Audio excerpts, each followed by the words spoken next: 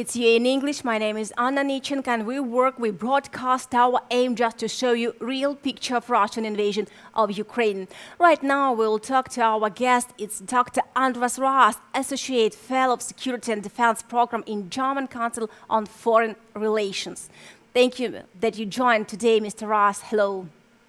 Thank you for the invitation. It's really important now to talk about the position of European countries, to talk about position of Hungary, and I'd like to discuss with you the position of the country in meaning of Russian invasion, in elections, in position of Mr. Orban now, and also I'd like to discuss his words about Ukrainian President Volodymyr Zelensky. He said that now Zelensky is his opponent. What do you think about this? It's important to see that Hungary held parliamentary elections yesterday on the 3rd of April. On these parliamentary elections, the ruling government of Viktor Orban, composed of a coalition of Orban's large party, the Fidesz, and the smaller coalition member, the Christian Democratic People's Party. So this coalition again won the elections and most probably got a constitutional mandate.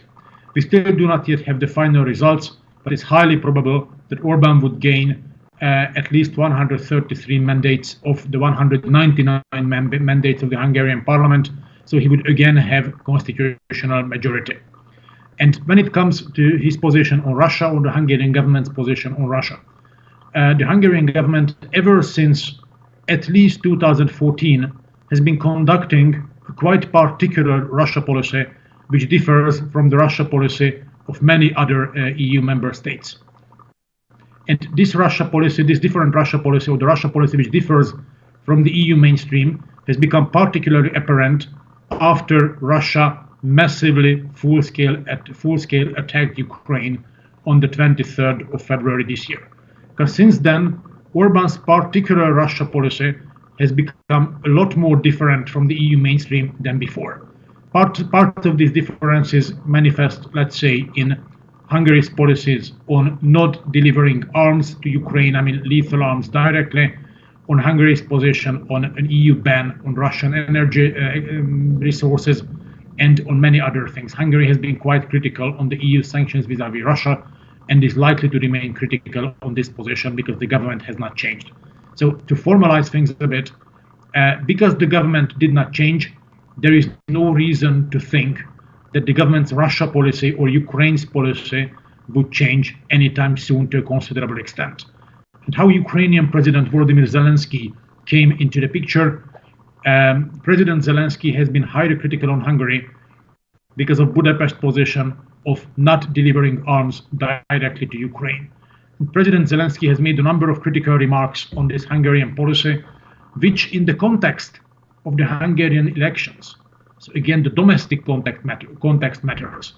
In the domestic context of the Hungarian elections, these critical remarks from the Ukrainian president appeared as some kind of an interference effort from Ukraine's side into Hungary's domestic politics. In other words, President Zelensky's remarks, which were basically about a foreign and security policy issue, got politicized in the domestic context. And this is what Viktor Orban reacted to also in his victory speech yesterday evening. And also our Ukrainian foreign minister of Ukraine said that maybe even Orban should be grateful to Zelensky because now Zelensky is trying to join Europe and to, protect Europe from Russian invasion. What can you say now? Will Orban, support Europe in some way? Will it, say only his own position and he will now, with help of Russia and Moscow, will say some positions to European Union? How will we act? This is yet quite early to tell. Anyways, the elections has just been over, but simply because the governing coalition did not change and it again won a constitutional majority, I do not expect any landslide changes in this policy, particularly not in the short run. Anyways, from Hungary's perspective, maintaining at least functional relations with Russia is perceived something as of critical importance because of Russia's key role in providing Hungary with oil and particularly natural gas supplies.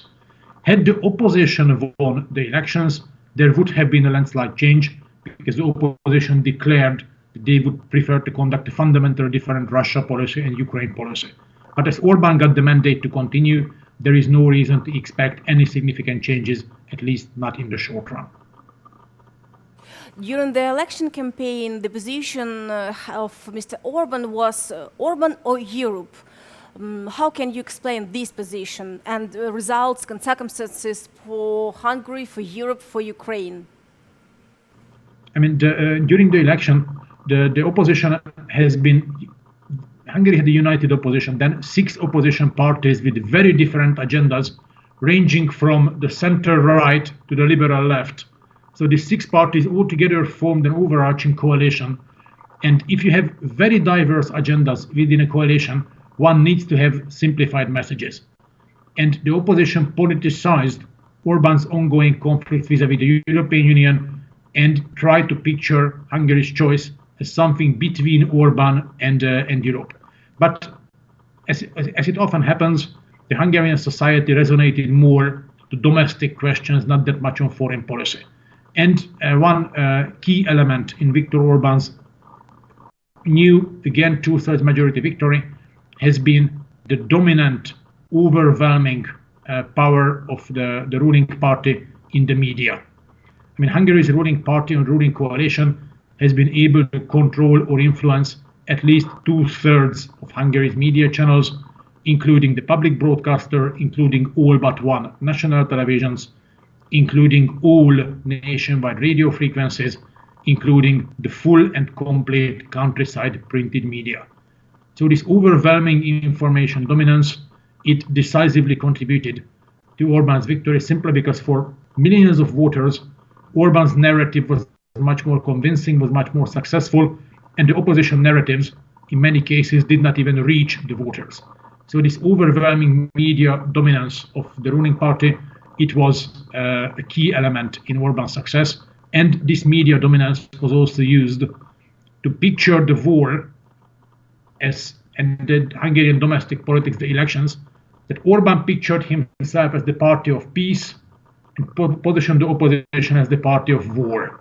The opposition criticized Orban for not helping Ukraine, so Orban turned this around and started to accuse the opposition that the opposition wanted to get involved in the war, to get Hungary dragged into the war, and in contrast to that, Orban positioned himself as someone who keeps Hungary out of the war and thereby preserves peace. So this has been the dichotomic choice, and decisive majority of the Hungarian population favored the peace approach, so they chose the ruling party, or the ruling coalition, again for another 4 years term. And I also have one more question, just 1 minute left of our program. Brussels is urgently preparing a new package of sanctions against Russia, against Moscow. What do you think? Can any sanctions stop Putin? And what kind of sanctions? Which kind of sanctions? I do not see that any sanctions could break Russia's offensive on Ukraine immediately. I mean, sanctions very rarely have a short-term immediate effect. However, in the medium and long run, they are likely to have devastating effect on Russia's economy, on the perspectives of Russian economy, on Russia's industry, on Russia's travel sector, and basically the whole aspects of Russian life. However, the bad news, again, if there is an ongoing military operation, an ongoing war, it's quite unlikely that in case of Russia, an ongoing war could be stopped by whatever economic measures. It's more likely that Russia is factoring in the short-term economic costs and keeps continuing its aggressive war against Ukraine as long as Moscow deems it necessary. Of course, sanctions are important. Sanctions are important because they increase the costs for Russia for its war against Ukraine, but it's unlikely that sanctions alone could stop an ongoing operation.